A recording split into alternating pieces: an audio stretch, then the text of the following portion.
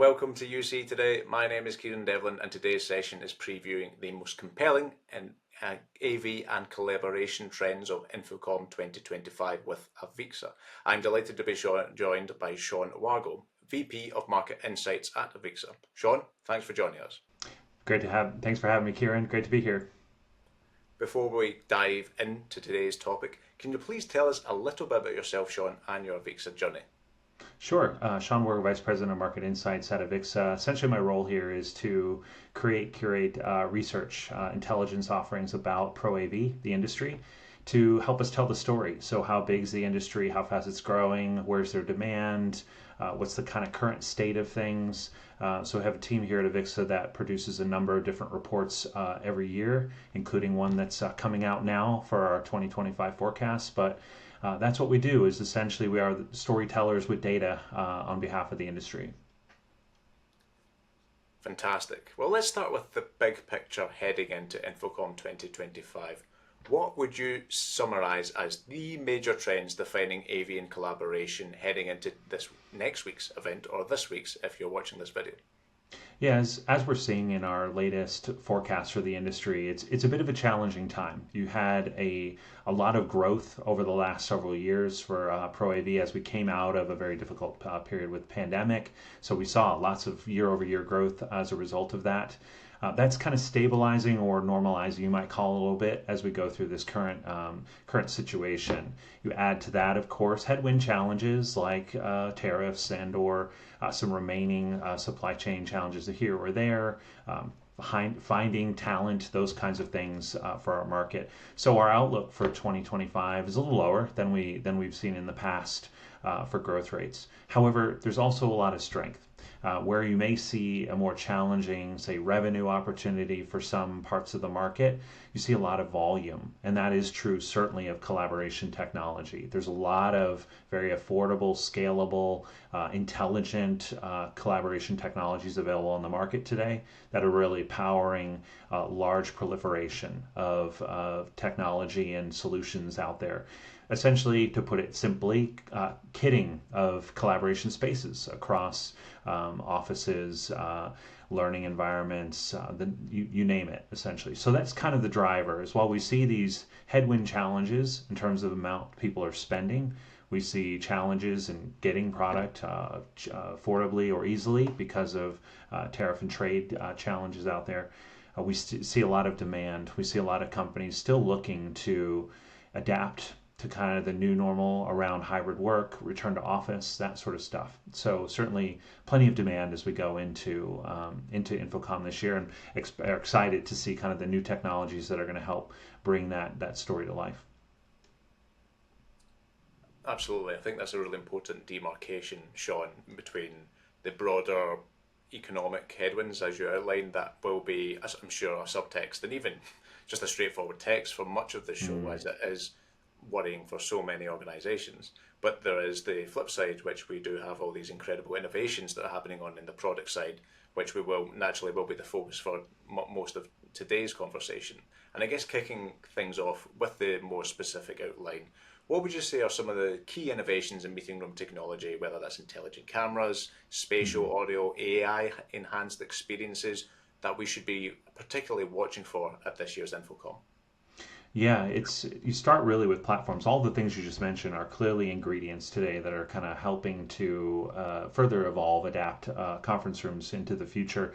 But it started with platforms. So the notion of a single platform that can be used, replicated across rooms to offer a sort of palette of technology, a consistent palette of technology, an engine to power collaboration through organizations.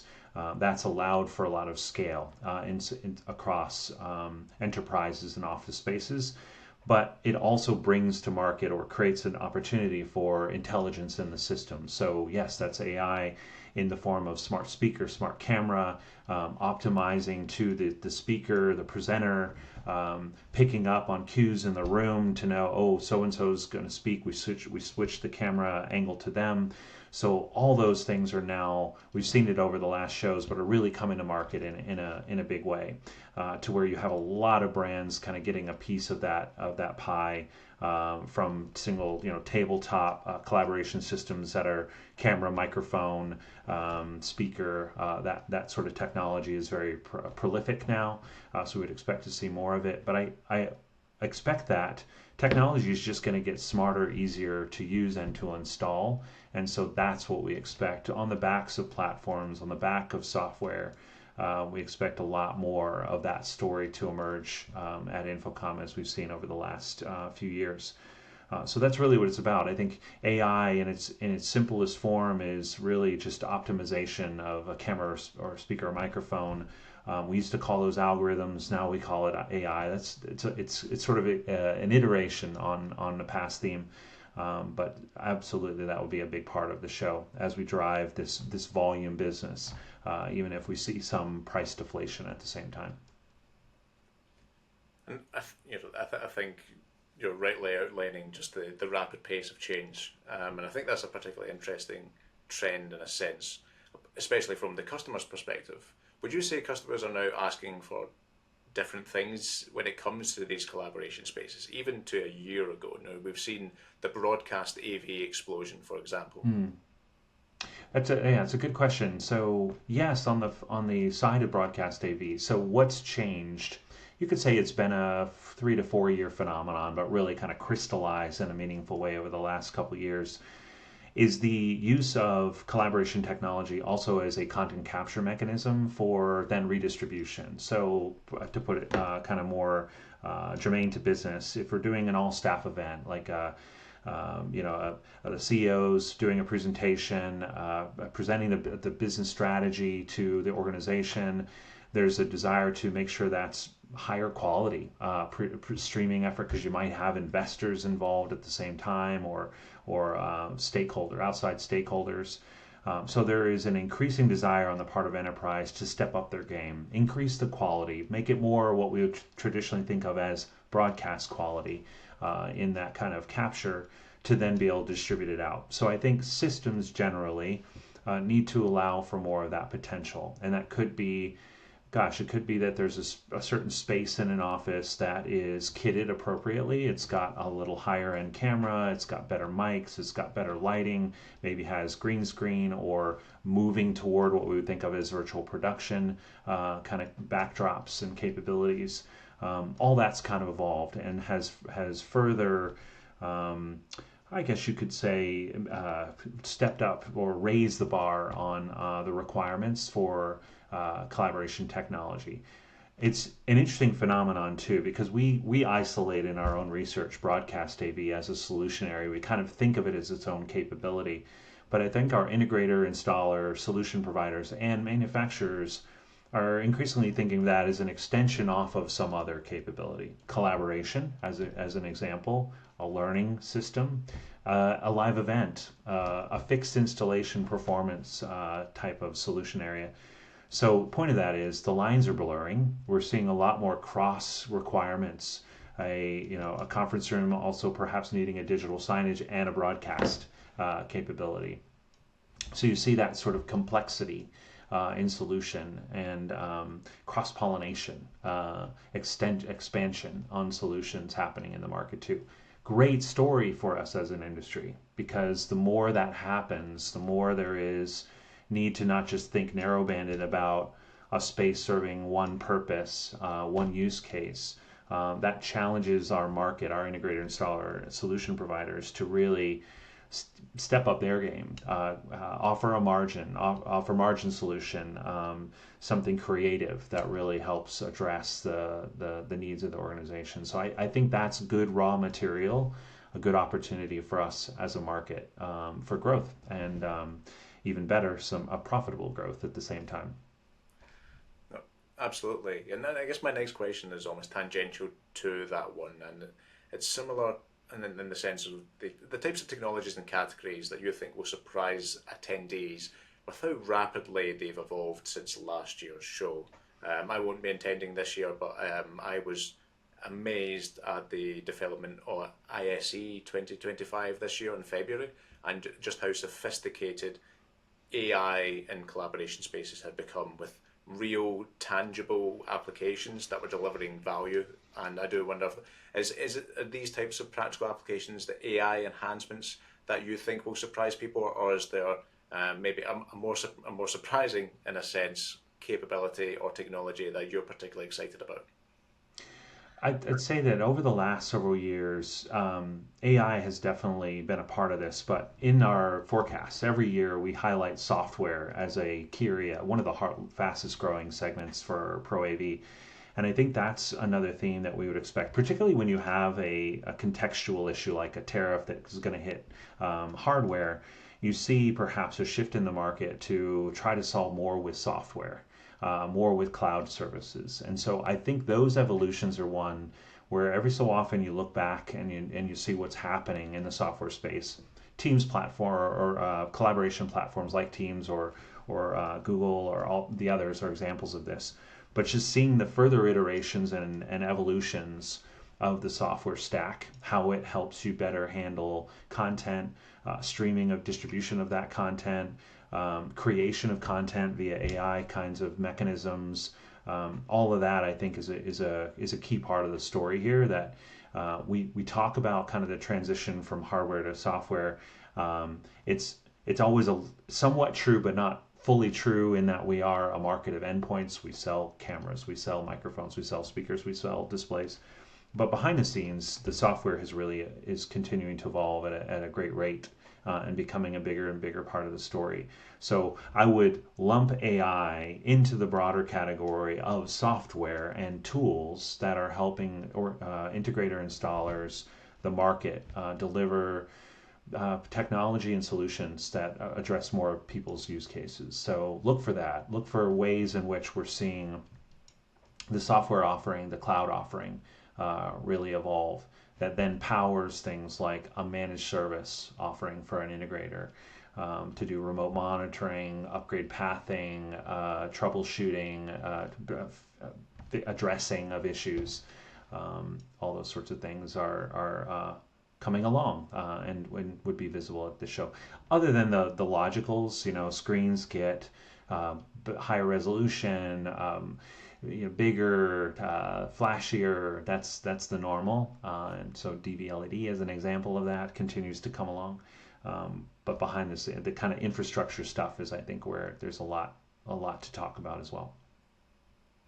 Yeah, I think that's interesting. It's a very important part to highlight. Behind the sort of flashy new features is Mm-hmm. the depth and sophistication of the machinery underpinning it. I get two more questions before I let you go, Sean. And one is a particular interest of mine personally, which is the future of office spaces and Mm-hmm. workplaces, and the way AV is playing an integral role in forming what the future of digital workplaces or smart building offices looks like. Is AV becoming a real prominent aspect to these new collaboration spaces, whatever the form the office looks like in the next year, 5 years, 10 years, 20 years? Absolutely. I'd say, return to a previous comment about the kind of multiple needs that go into a specific space. So it used to be we were much more single purpose about a conference room or a collaboration space, or even just straight up individual office. More and more companies are trying to have, flexible use stories in their build outs. So, spaces that can scale up, scale down, depending on the number of people that are going to be in a conference room. The way you do that is through camera placement, microphone placement, speaker placement, lighting, display, all the fundamental ingredients that are part of an AV solution. So 100%, AV is a prominent component of all that work, of all that kind of imagination and future proofing and addressing a multiple use case, across the organization. There was a lot of hand wringing, I think, as we went through the pandemic, of offices becoming less relevant. We'll have smaller footprints, but if anything, what we're seeing is companies are trying to become smarter and more flexible, more agile with their space, and so are investing more in how they do that, even if it may be a smaller footprint. They need to think creatively and flexibly about how they kit it. And even more so, we're seeing we never did see during the pandemic an actual fall off in the United States of the amount spent on leased space for office. And I think a part of that is you had companies moving up. Now you're seeing return to office meaningfully in a lot of big cities. And so companies are realizing, oh gosh, we had downsized. We actually need some of that space back. How do we get creative? How do we utilize some of the common areas more productively to enable people to come in and work?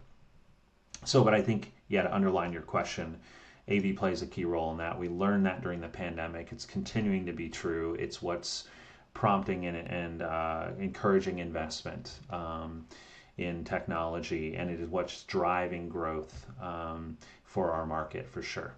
Collaboration is the largest solution area still in our research. Even if it's not the fastest growing, it's still the largest, and this is why, because of AV's role in productivity in office. Fantastic. And lastly, is there anything you're particularly excited about or would like to shout out about this year's show?